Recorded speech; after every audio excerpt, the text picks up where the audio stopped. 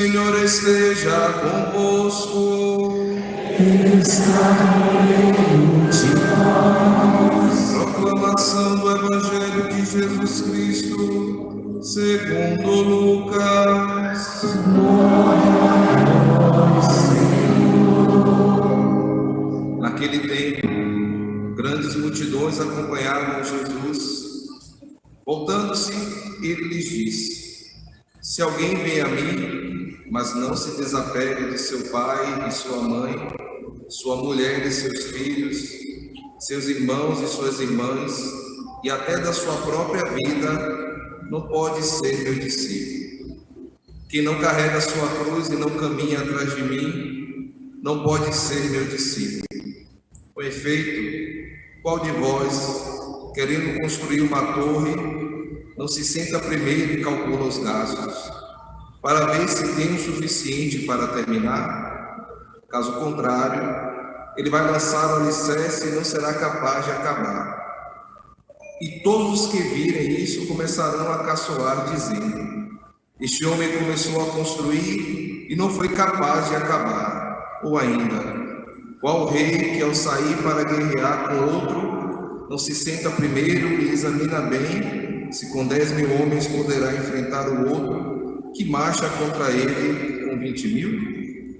Se ele vê que não pode, enquanto o outro rei ainda está longe, envia mensageiros para negociar as condições de paz. Do mesmo modo, portanto, qualquer um de vós, se não renunciar a tudo que tem, não pode ser meu discípulo. Palavra da salvação.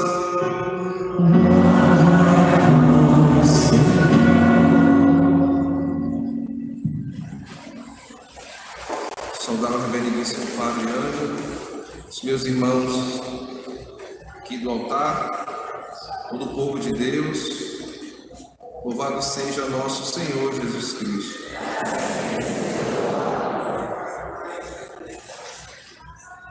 Bem, esta palavra, uma palavra de Deus que parece estranha no primeiro momento aos nossos ouvidos e aos nossos corações, porque parece que o Cristo pede para rejeitar coisas tão importantes: os pais, a esposa, os filhos e até a própria vida.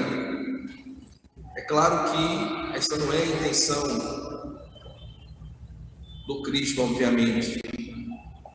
A raiz de tudo aqui deste Evangelho está no seguimento de Jesus, no abraçar a cruz, no abraçar a vida de Cristo em nossa própria vida. Quero começar com algo que pensei esta madrugada. Está no livro As 13 Idades da Vida Interior. São Jerônimo, ele tem um êxtase, e nesse êxtase ele está caindo no inferno. São Jerônimo, um grande homem. E de repente ele grita: eu sou cristão. E ao parar, Deus pergunta a ele: você é cristão? Eu sou cristão, eu sou seguidor de Cristo. E Deus fala para ele: não, você é seguidor de Cícero. E parece que ele toma ali umas chibatadas, né? E quando desperta, aquele êxtase ou do sono está ali marcado. E São Jerônimo percebeu que ele tinha uma grande devoção a Cícero, um grande orador, e muitas das vezes tinha desprezado um pouco a palavra de Deus. Não que seja ruim estudar outras artes, fazer outras coisas, isso é bom e agradável a Deus. A grande questão é uma palavra que também está no Evangelho: aonde está o nosso coração, está o nosso tesouro. Verdadeiramente, a palavra de Deus, a doutrina da igreja, é o centro da nossa vida? Essa é a pergunta que Cristo faz para todos nós hoje. Será que verdadeiramente somos mais seguidores de Cristo ou de qualquer outra coisa? Qual será, ou qual é a nossa postura diante das coisas que se apresentam, das multidões que nos apresentam neste mundo? Na primeira leitura, o Senhor fala da sabedoria de Deus. Uma outra pergunta que podemos fazer para nós mesmos: esta sabedoria nós a buscamos? Este é o mês da Sagrada Escritura. Este mês passará e nós vamos engavetar a Sagrada Escritura? Essa é uma questão que nós precisamos pensar. O ser humano, ele tem elementos das plantas. Nós temos elementos parecidos com as plantas. Nós não somos a planta. Nós nos reproduzimos, nós nos alimentamos e temos uma dimensão física. Também temos algumas coisas parecidas com os animais, irracionais. Nos deslocamos. Os animais também têm aquilo que fala que são instintos ou as nossas emoções. Mas nós não somos os animais. Isso é muito óbvio, eu acho, para nós, não é isso? Nós estamos num mundo hoje que o mundo lhe diz que você não é o que você é. E nós aceitamos isso facilmente. E o que é o ser humano? Os filósofos vão falar que o ser humano ele é uma alma espiritual, nous, que representa o conhecimento. Mas nós temos uma alma espiritual criada por Deus. Mas, se a gente se apresenta diante de um primata, a gente acaba aceitando que nós viemos de um primata e não viemos de Deus. Quando nos defrontamos com outras teorias, que de certa forma às vezes caçoam do criacionismo, não temos respostas nenhuma e até aceitamos e nos calamos. São essas, muitas das vezes, as doutrinas que estão permeando o coração dos nossos filhos. Eu sou professor. Quanto nós aceitamos essas coisas, e quando se fala da palavra de Deus, da criação de Deus, ela é colocada como se fosse uma fantasia, ou algo qualquer, ou algo que não deve ser muito aceitável. Porque nós aceitamos a ciência dos homens e às vezes rejeitamos a ciência de Deus. É isso que o Senhor quer falar para nós. Diante dessas questões, qual é o nosso posicionamento? Qual é a nossa postura? Obviamente, a igreja nunca rejeitou a ciência. O grande pai da genética, Gregory Mendel, um monge agostiniano. O heliocentrismo veio do Nicolau Copérnico. A igreja é a grande fundadora das universidades. A universidade foi fundada pela igreja, então não precisamos aqui dizer que a igreja é contra a ciência.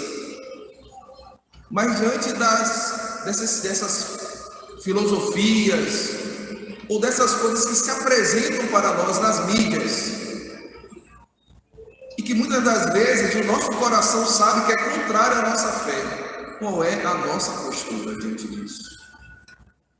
Nós carregamos a cruz ou a rejeitamos? Mas muitas das vezes nós rejeitamos por quê? Porque primeiro, olha o que Jesus fala do homem que vai construir uma torre. Não é o nosso projeto de vida a vida da fé. Muitas das vezes, as nossas realizações pessoais, elas são importantes. Elas não são ruins, não são desagradáveis a Deus. Deus não está culpando aquele homem por estar construindo uma torre. Ele está dizendo que aquele homem está sendo imprudente, porque ele constrói uma torre sem Deus. Lembra de Babel? É uma torre que está sendo construída sem um projeto divino. Porque todas as coisas que nós tivermos na vida, nós vamos perder. Inclusive as pessoas que nós amamos. Mas nós não perdemos aquilo que construímos e edificamos com Deus. A partir de Deus. Como um projeto de Deus. Jesus não mandou abandonar a esposa, seria contraditório ao próprio sacramento do matrimônio, mas o nosso matrimônio, ele foi edificado nesta palavra de Deus, a partir realmente daquilo que é o sacramento do matrimônio. Nós buscamos conhecer o que é o sacramento do matrimônio. Ora, quando alguém vai dirigir um carro, entra no autoescola. senão, mesmo entrando, pode matar alguém, né? Mas se não entrar, pior ainda, né? A gente procura conhecer. Estamos aqui com as senhoras da enfermagem, conhecer, né, todo o sistema, o corpo humano, né, homeostase, todos os órgãos. Senão, né, na hora de aplicar o remédio, tem que saber as medidas. Mas e as coisas de Deus? Que criou o corpo humano, que realiza a verdadeira homeostase, inclusive a da alma. Porque, meus irmãos, nós podemos ter todos os recursos tecnológicos do mundo, não vai evitar que nós possamos nos encontrar com Deus. A morte é para todos nós e deveria ser para um cristão o início de uma nova jornada. Mas quantos de nós ainda tem no nosso coração morreu, acabou? Somos cristãos com o coração de pagãos. Não, há uma vida eterna para nós. Mas esta vida eterna precisa ser o que? Construída, planejada, desejada e, por que não, guerreada. A palavra de Deus fala que o reino dos céus se arrebata com violência, porque muitas das vezes tem que ser uma violência contra nós mesmos, porque nós, como fala a primeira leitura, muitas das vezes desejamos aquilo que não é o desejo de Deus. E quando o desejo de Deus fere o nosso coração, não é um problema de Deus, o problema é nosso. Isso indica que eu preciso me moldar a Deus, que é o meu Criador. E moldar-se a Deus deveria ser uma grande alegria. Hoje estamos comemorando um santo jovem. E às vezes, não estou falando aqui do Shalom, para ninguém começar no seu imaginário, pensar no Shalom, tá? Quando a gente pensa na evangelização dos jovens, pensamos apenas que os jovens têm que se divertir, dançar. Isso é muito bom e nós até devemos também nos alegrar em Deus. Mas nós deveríamos pedir que os jovens também se alegrem por abandonar uma vida de pecado, por abandonar a desobediência, por abandonar as más influências que acontecem por aí. Esses dias eu tenho entrado em contato com tantos jovens na igreja, que estão na igreja, mas estão vivendo aquilo que é, já tão jovens, totalmente contrário à fé. Isso me preocupa, porque eles estão na igreja, porque eles também são como Paulo, são nossos. Eu me preocupo primeiro porque todo projeto fora de Deus, ele tende a ser como aquela torre, ele cai e as pessoas vão experimentar uma infelicidade profunda. É uma falsa felicidade, porque a gente às vezes acredita que porque fulano que não vive na igreja tem uma boa estrutura ou vive razoavelmente bem, mas ele vive bem. Mas ele tem uma boa vida, e isso mesmo contrário à vida de Deus. Isso tá bom, porque o critério são as coisas do mundo. Mesmo que ele faça tudo contrário à fé, mas ele vive bem. Mas não existe um bem verdadeiro que não seja o bem de Deus. Esses bens tendem a cair como uma torre, tendem a perder a guerra final.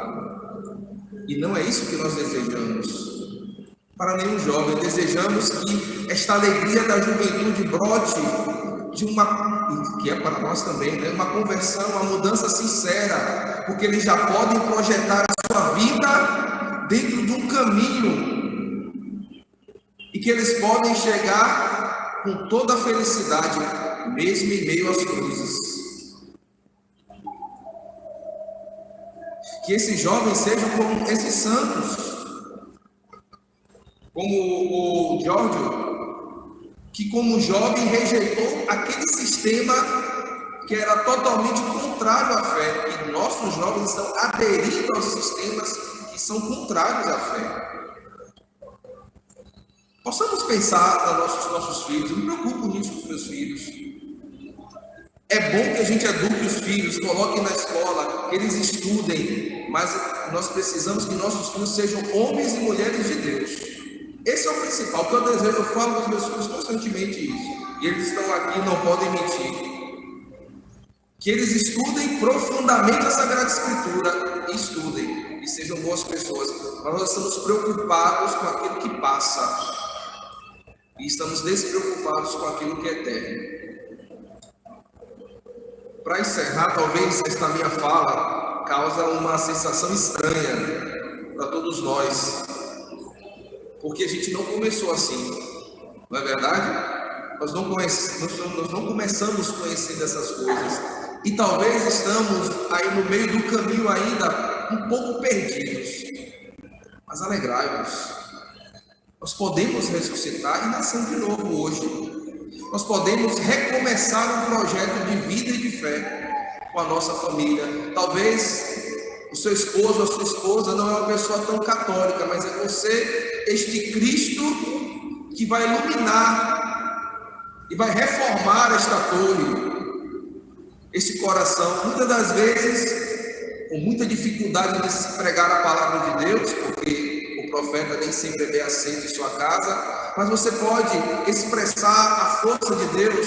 Você imagine aqui as enfermeiras, né? Pegamos vocês para Cristo hoje, né? Que ao atender bem uma pessoa, é um Cristo. Você imagine quantas pessoas que sofrem precisam que um Cristo apareça naquele momento para confortar, para dar esperança, para dar uma palavra.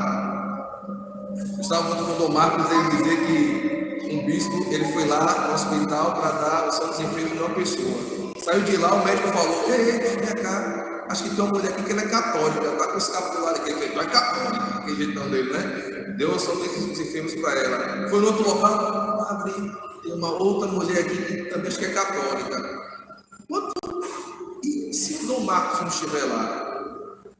São as senhoras que devem fazer este sinal, ser o sinal do Cristo, como para todos nós em cada lugar. Olha São Paulo na prisão, tão desfavorável, mas ali gerou um filho. Então há uma esperança para nós. A vida dos santos mostra isso. Nós precisamos voltar a acreditar na vida dos santos. Se eu disser a vocês que tem um santo que ele voava, a primeira coisa que você vai pensar: meu Deus do céu, esse diabo. Nossos filhos acreditam em tantos heróis, mas não acreditam no santo que voava. São José de Cupertino, padroeiro dos estudantes.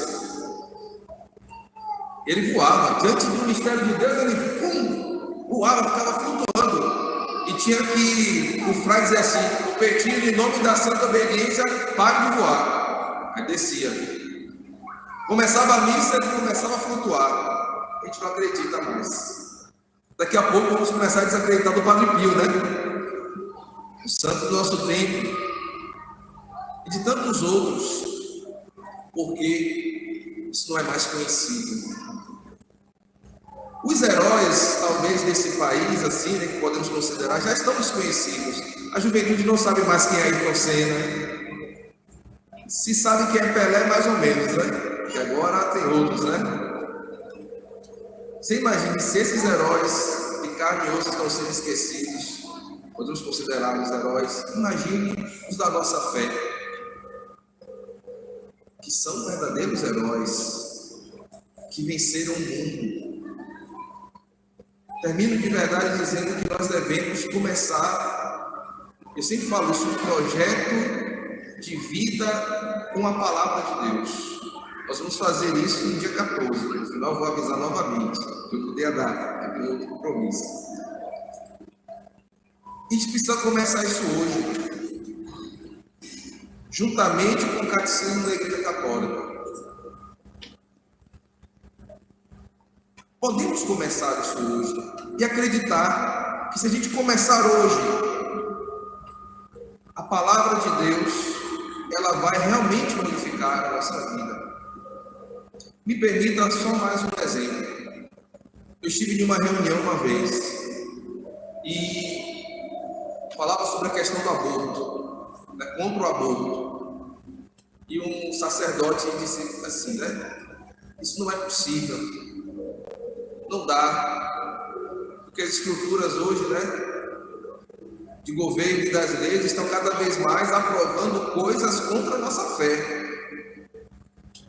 Eu fiquei ali, falei, meu Deus, e agora? Eu falei, padre, me permita uma fala. Se eu deixar de acreditar que a palavra de Deus pode modificar essas coisas, talvez não possa mudar as leis, e até pode, viu? Já fizemos isso na história. Mas ela pode mudar os corações das pessoas. Se eu desacreditar disso, então eu não vou mais proclamar o Evangelho, a Santa Missa. Então eu não vou fazer mais um livro. Porque então eu vou estar falando, eu vou estar aqui sendo um coach, nada contra os coaches, viu? Eu vou estar aqui só dando uma palavra para vocês saírem aqui motivados, assim, enfim, né? E depois, quando chegar lá, essa palavra não é real. Eu falei, olha o Frei Gilson. Eu confesso a vocês que eu não rezo o texto com o Frei Gilson, porque nesse horário eu estou fazendo as minhas orações, mas sou muito grato a ele por essas orações. Um fradezinho, bem careca, começou a rezar o texto de madrugada, milhões de pessoas rezando o texto, que a gente despreza quando ele disse horas, né? O texto está meditando a palavra de Deus. Olha quantas pessoas ele está alcançando. Todo dia lá o senhor está aí, bota lá no grupo. Eu agradeço, meu senhor, muito bem. Os demais. Eu disse, esse contexto, ele está levando um país inteiro a rezar. Você imagine quando ele começar a proclamar a palavra de Deus, que já proclama. Está aí, meus irmãos. E quantos testemunhos nós já temos? Acreditemos na palavra de Deus. Rezemos com a palavra de Deus. Possamos voltar a nos apaixonar pela palavra de Deus. E você vai ver que todas essas coisas, a relação com os nossos pais, com a sua esposa, com os filhos, elas vão mudar, porque eles farão parte da cruz que nos levam para a salvação. Muito bem. Louvado seja nosso Senhor Jesus Cristo. É nossa